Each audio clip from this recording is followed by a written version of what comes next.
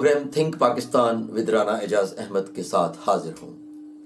آج کے پروگرام میں بات کروں گا ہمارے ایک ایسے عمومی رویے کی جس میں ہم سب منحصل قوم سرگرم عمل رہتے ہیں۔ وہ رویہ کیا ہے کہ پاکستان میں ہر خرابی، ہر مسئلے کے پیچھے ایک ہی نام نظر آتا ہے اور وہ ہے اسٹیبلشمنٹ۔ جب ہم سوچنا نہیں چاہتے، ہم کوئی تجزیہ نہیں کرنا چاہتے، کیونکہ یہ مشکل کام ہے، سوچنا مشکل کام ہے، تنقید کرنا، الزام لگانا، کسی کو ذمہ دار ٹھہرا دینا بہت آسان کام ہے۔ اب سوال یہ پیدا ہوتا ہے کہ کیا پاکستان میں اسٹیبلشمنٹ کا کردار نہیں ہے؟ کوئی بھی اس سے انکار نہیں کر سکتا۔ تو اگر اسٹیبلشمنٹ کا کردار ہے تو کیا پاکستان کے ہمسایہ ممالک جو ہیں، جیسے چین ہے یا انڈیا ہے یا ادھر ایران ہے، روس ہے، آپ کے ارد گرد افغانستان ہے، جتنے ملک ہیں، کیا وہاں پر اسٹیبلشمنٹ نہیں ہے؟ مثال کے طور پر سنگاپور ہے، ملیشیا ہے، تھوڑے عرصے میں ان ملکوں نے بڑی ترقی کی ہے۔ گو کہ ہم پاکستان کو ان ملکوں کے ساتھ بالکل بھی نہیں ملا سکتے، کیونکہ سنگاپور ایک بہت چھوٹا سا ملک ہے اور اس کی کوئی رائیولریز نہیں ہے اس طرح سے جس طرح سے پاکستان کی۔ مثلا سنگاپور رقبے کے اعتبار سے پورے لاہور جتنا ہوگا، یہ اس سے بڑا نہیں ہے۔ تو ایسے ملک کی انتظامیہ کو چلانا ذرا آسان ہے قدرے۔ اسی طرح ملیشیا ہے، اس نے کبھی انڈیا جیسا رائیول ملک اپنے ہمسائے میں نہیں پایا، اور دوسرے کوئی ایسے کرپٹ حکمران بھی وہاں نہیں رہے جو پاکستان کے اندر ہے۔ تو پاکستان کی جو جیو اسٹریٹجک اور جیو گرافیکل لوکیشن ہے وہ بڑی امپورٹنٹ ہے، اور اس کے ایک اپنے تقاضے ہیں جس کی وجہ سے پوری دنیا کی سیاست جو ہے پاکستان کو ذرا اور طریقے سے دیکھتی ہے۔ یہ کیوں ایسا ہے کہ اسٹیبلشمنٹ ہر وقت ہر بات کی ذمہ داری اسٹیبلشمنٹ پر ڈال دے رہی؟ تو کیا باقی ملکوں میں اسٹیبلشمنٹ نہیں ہے؟ سوال یہ پیدا ہوتا ہے۔ جواب یہ آتا ہے کہ جی ان ملکوں میں ادارے مضبوط ہیں۔ مثلا انڈیا میں فوج نہیں آتی کبھی بھی، کیوں؟ جبکہ انڈیا بھی 1947 میں بنا، پاکستان بھی 1947 میں بنا۔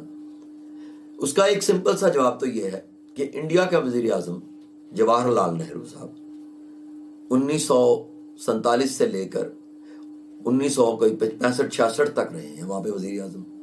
دوسری بات، انہوں نے 1949 میں فوری طور پہ اپنا ایک آئین بھی بنا لیا، اور اس آئین کے ذریعے سے انہوں نے ملک میں ادارے مضبوط کیے۔ جبکہ پاکستان کے اندر 1956 میں پہلا آئین بنا، اور قائد اعظم محمد علی جناح ایک سال بعد ہی یعنی 1948 سپٹمبر میں ان کی وفات ہو گئی۔ تو ایک زائدہ مملکت کو جو ایک لیڈر ملنا چاہیے تھا وہ ملا تو صحیح، لیکن وہ زندہ نہ رہ سکا اتنی دیر کہ پاکستان کے اندر اداروں کو مضبوط کر کے جاتا۔ ادارے مضبوط کیسے ہوتے ہیں؟ ادارے مضبوط ہوتے ہیں جب ٹاپ لیڈر جو ہے وہ کوئی ویژن رکھتا ہوگا۔ لیکن پاکستان میں بدقسمتی سے 1947 سے لے کر آج تک کوئی لیڈر ایسا نہیں آ سکا جس نے عوام کی فلاح و بہبود کے متعلق سوچا ہو۔ جب پاکستان بنا تو کہا جاتا تھا پاکستان میں 22 خاندان تقریباً تھے جنہوں نے تمام معاشی نظام کو سنبھالا ہوا تھا۔ پاکستان بننے کے بعد سے لے کر پھر کوئی 80 کی دہائی تک، 90 کی دہائی تک یہ خاندانوں کی تعداد بڑھ کے کوئی 40-42 ہو گئی۔ یہاں پر ان لٹیروں نے حکومتیں شروع کر دیں کہ جنہوں نے انگریزوں کی وفاداری کی ہوئی تھی۔ سب کی بات نہیں کر رہا، یہ آپ کہہ لیں کہ 95% لوگ ایسے ہی تھے۔ 5% ایسے یقیناً ہوں گے کہ جو جدی پشتی، جن کے پاس جائیدادیں تھیں اور وہ ان سے آگے بڑھے، اور ان لوگوں نے کوئی کام خراب بھی نہیں کیا ہوگا پاکستان میں۔ یہ کام خراب کرنے والے وہی تھے جو چور اچکے لٹیرے تھے، جن کے جینز میں لوٹنا، چوری کرنا پڑا ہوا تھا۔ انہوں نے اس ملک کو بدنام کیا، کر رہے ہیں۔ یا وہ لوگ جو صرف ایک اورا بنا کر آئے کہ ہم اس آپ کے لیے یہ کر دیں گے، وہ کر دیں گے، ڈیموگوگری کے ذریعے سے، چرب زبانی کے ذریعے سے انہوں نے بات کی اور عوام ان کے پیچھے لگ گئی۔ اور پاکستان کے افراد میں ایک یہ بھی عجیب رویہ ہے کہ جس کو پوجنا شروع کرتے ہیں وہ اس کو اتنا پوجتے ہیں کہ اس کو یقین ہونا شروع ہوتا ہے کہ وہی خدا ہے اور وہی ان کا اصل میں نجات دہندہ ہے۔ تو پھر آج پاکستان میں جتنی مہنگائی، جتنے سیاسی مسئلے، جتنے معاشی مسئلے، جتنے عسکری مسئلے اور جتنے عدالتی مسئلے ہیں، وہ سارے کے سارے مسئلے اس وجہ سے ہیں کہ یہ عوام، جس کو کسی حکمران نے جاہل کہا اور کسی نے بے وقوف کہا، جب تک فرد اپنی ذمہ داریاں نہیں نبھائے گا، سوچے گا نہیں، سمجھے گا نہیں، تو پاکستان میں یہ اسٹیبلشمنٹ والا کھیل چلتا رہے گا۔ وزیر اعظم، صدر، کسی ادارے کا سربراہ جب کوئی اپنی ذمہ داری سنبھالتا ہے تو وہ یہ نہیں سوچتا کہ میں نے بینگ اے پرائم منسٹر اس ملک کے لیے کیا اصلاحات کرنی ہے، وہ کہتا ہے کہ میں نے اگلی ٹرم کیسے لینی ہے۔ اس کی ساری توجہ اگلے انتخابات جیتنے پر ہوتی ہے۔ کوئی آئی جی آتا ہے تو وہ اس کا ہوتا ہے کہ جی میری یہ سیٹ بچی رہے، کوئی وزیر اعلیٰ آتا ہے تو وہ کہتا ہے کہ میری سیٹ بچی رہے، گورنر چاہتا ہے میری سیٹ بچی رہے، بیوروکریسی کا کوئی بھی افسر ہے تو وہ اپنی سیٹ بچانے کے لیے، اپنی ٹرانسفر رکوانے کے لیے تمام صلاحیتیں بروئے کار لاتا ہے۔ ملک کو بہتر بنانے کے لیے کوئی اپنی صلاحیتیں بروئے کار نہیں لاتا۔ یہ ہے وہ وجہ جس کی وجہ سے آپ کسی بھی سیکریٹریٹ میں چلے جائیں، کوئی سیکرٹری آپ کو فارغ نظر آئے گا ہی نہیں، اتنے مصروف لوگ ہیں یہ۔ لیکن یہ ملک ترقی نہیں کر رہا، تنزلی کی طرف جا رہا ہے، سیاسی طور پہ، صرف اور صرف سیاسی طور پہ۔ جب میں کہتا ہوں کہ سیاسی طور پہ تنزلی کی طرف جا رہا ہے تو اس کا مطلب صرف ایک ہی بات ہے، اور وہ یہ ہے کہ پاکستان میں لیڈرشپ نہیں ہے۔ پاکستان میں صرف ایک پولیٹیکل کرائسس ہے، گورننس کرائسس ہے، جو باقی تمام کرائسس کو لے کر چلتے ہیں، اور اس کی وجہ صرف یہ ہے کہ میں ایز این انڈیویجول اپنی ذمہ داریاں ادا نہیں کر رہا، میں ذہنی طور پر غلام ہوں۔ میں سمجھتا ہوں کہ ایک بیوروکریٹ جو ہے وہ اچھا ہے، ایک جج اچھا ہے، ایک جرنیل اچھا ہے، جس کو یہ سلیوٹ لگ رہے ہیں وہ پاورفل ہے۔ جیسے میں نے کہا، نوئسنس ویلیو جس کی زیادہ ہے وہ اس ملک میں حکومت کرتا ہے، چاہے وہ کوئی ادارہ ہو یا یہ ملک ہو۔ چور اچکا لٹیرا جو پولیس کی وردی میں ہو یا جج کی سیٹ پر بیٹھا ہو جو کہ سارے جھوٹے فیصلے کر رہا ہو،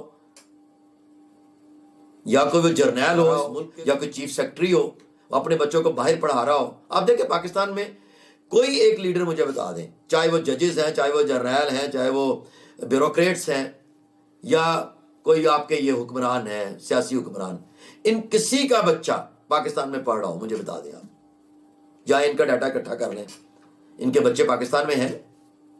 جب ان کے بچے پاکستان میں نہیں ہیں، ان کے کوئی سٹیکس یہاں پہ نہیں ہیں، وہ آپ کے لیے کیسے کام کریں گے؟ ممکن ہی نہیں ہے۔ تو میں یہ کہنا چاہ رہا تھا کہ میں فرد ہونے کے ناطے مجھے سب سے پہلے سمجھنا ہے کہ بھائی میرے لیے کوئی جج، کوئی جرنیل یا کوئی ایسی نوئسنس ویلیو والا آفس امپورٹنٹ نہیں ہے، بلکہ میں نے احساس ذمہ داری اپنی نبھانی ہے۔ پہلے جب میں اپنا فرض پورا کر لوں گا تو میں کسی دوسرے سے سوال کر سکتا ہوں کہ تم نے اپنا کام کیوں نہیں کیا، کیونکہ یہی اسٹیبلشمنٹ جسے آپ کہتے ہیں یہ ہماری کمزوریوں کو اس لیے استعمال کرتی ہے کیونکہ اس کو پتا ہے کہ ان کو ڈرایا دھمکایا جا سکتا ہے، ان کو بتایا جا سکتا ہے کہ تم گھٹیا ہو، کیونکہ میں انگلش اچھی بولتا ہوں، صرف انگلش بولتا ہوں، لکھنی نہیں آتی۔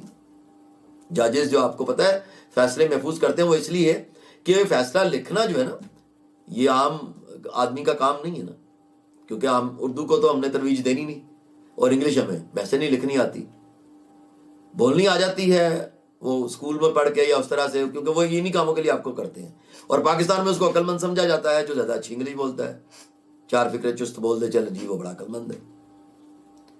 تو یہ وہ چیزیں ہیں کہ وہ آپ کو ڈراتے دھمکاتے ہیں اور ڈیمورلائز کرتے ہیں کہ آپ گھٹیا ہیں کیونکہ آپ پنجابی بولتے ہیں، آپ اردو بولتے ہیں، آپ غریب ہیں، آپ کو اس طرح وہ کنٹرول میں رکھتے ہیں، اور آپ کہتے ہیں کہ میں پولیٹکس میں نہیں آؤں گا کیونکہ یہ ڈرٹی ورک ہے، یہ ڈرٹی لوگوں کا کام ہے پولیٹکس کرنا۔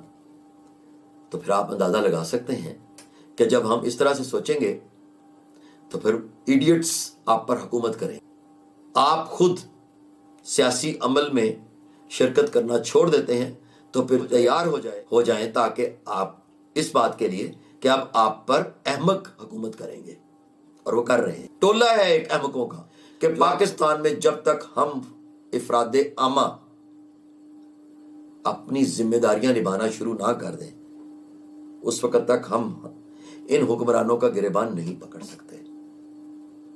ہم سب کو اپنی ذمہ داریاں نبھانی ہیں، کیونکہ اسٹیبلشمنٹ جو ہے ہماری کمزوریوں کو دیکھتے ہوئے ان پپٹس کو لے کر آتی ہے جو ان کی باتوں کو مانتے ہیں اور ان کے مطابق چلتے ہیں. جن ملکوں کو آپ آئیڈیالائز کرتے ہیں جہاں پر ادارے آج مضبوط ہیں، وہ ملک وہ ہے جہاں پر افراد عامہ اپنی ذمہ داریاں ضرور پوری کر رہے ہیں. اس لیے وہاں پر اسٹیبلشمنٹ ان حکمرانوں کو لانے سے قاصر ہے کہ جو پپٹس ہوتے ہیں. پاکستان میں ابھی تک کوئی حکمران ایسا نہیں آیا جو پپٹ نہ ہو. محمد خان جنیجو میں کہہ سکتا ہوں کہ ایک ایسا حکمران تھا، لیکن جو اس کے ساتھ وہ آپ جانتے ہیں. عمران خان ایک امید تھی لوگوں کے دلوں میں، لیکن وہ اب شاید امید جو ہے کوئی بر نہیں آتی. بڑے افسوس کے ساتھ کہنا پڑ رہا ہے، لیکن ابھی بھی میں پر امید ہوں کہ شاید یہ ان باقی 2.5 سالوں میں کچھ نہ کچھ ہو جائے. لیکن میں پھر یہی کہوں گا کہ خدا را ہمیں پہلے ذاتی طور پہ اپنے گریبان میں جھانکنا ہوگا. ہم ٹیکس دیتے ہیں؟ کیا ہم اپنے ارد گرد کے ماحول کو صاف رکھتے ہیں؟